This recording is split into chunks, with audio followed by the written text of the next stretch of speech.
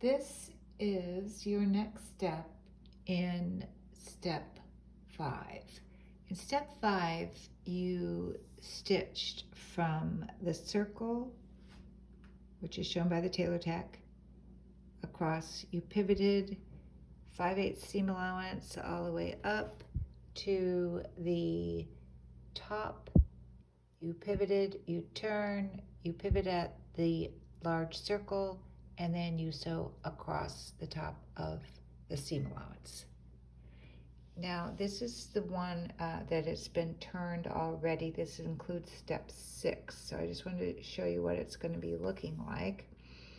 So the step next that you need to do is you need to clip from this corner in to that corner. Don't go through the stitching, but just clip from there to there. So I'm going to do that right now.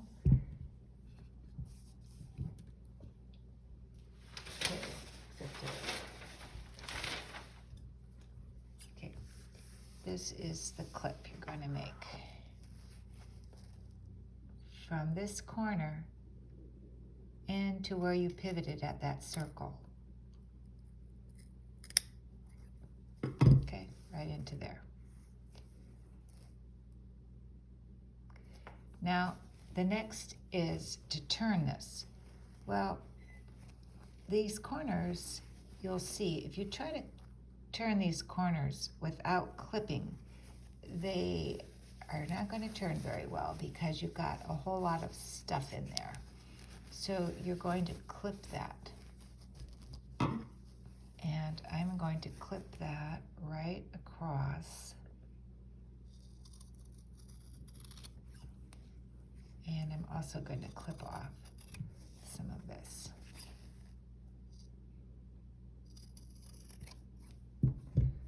Now sometimes you can also trim these seams. I'm not going to trim those. Depends on the thickness of your fabric and whether you want to trim or not, but I am not. So there, now that corner turned a lot better. Sometimes if you want to get it even a little, I'll take a pin and sort of pull out to make sure I get that point of that corner out.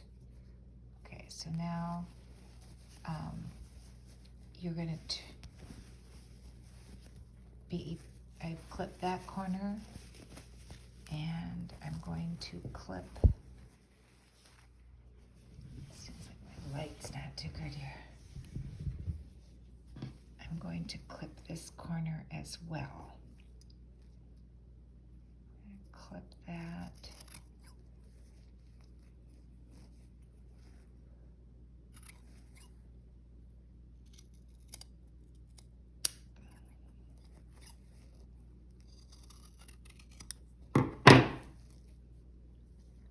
Okay, now when I turn this, I can check to see if I clipped that well enough.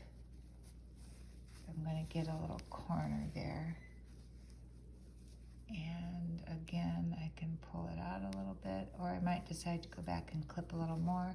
Okay, I think that'll be good. All right, the next step that you do here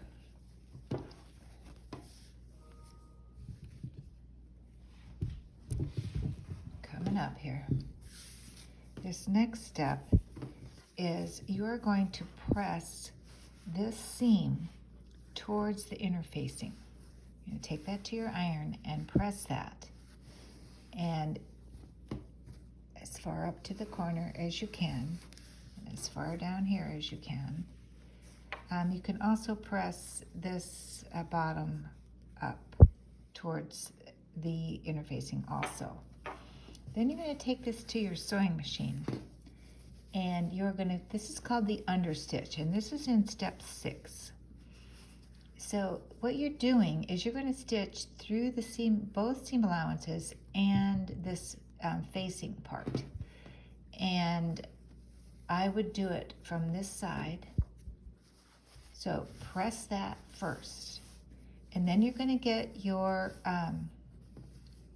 sewing machine and you stitch close to the edge And as you stitch, I pull this apart as I'm stitching with the machine to make sure that it's real flat.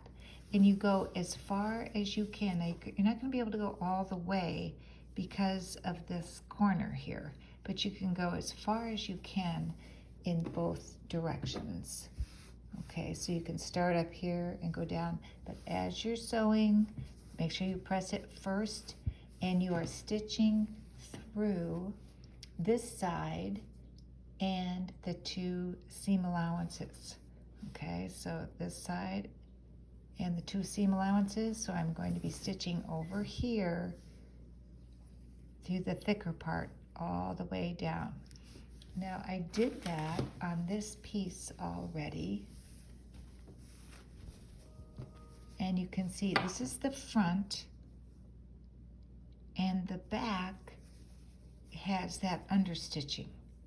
And what that does is it holds this back under so it doesn't come flipping out.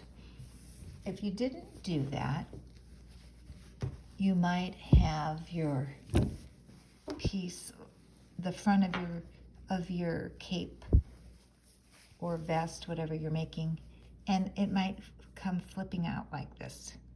And you don't want that. So this keeps it nice and firm, and the facing is tucked behind. There you go.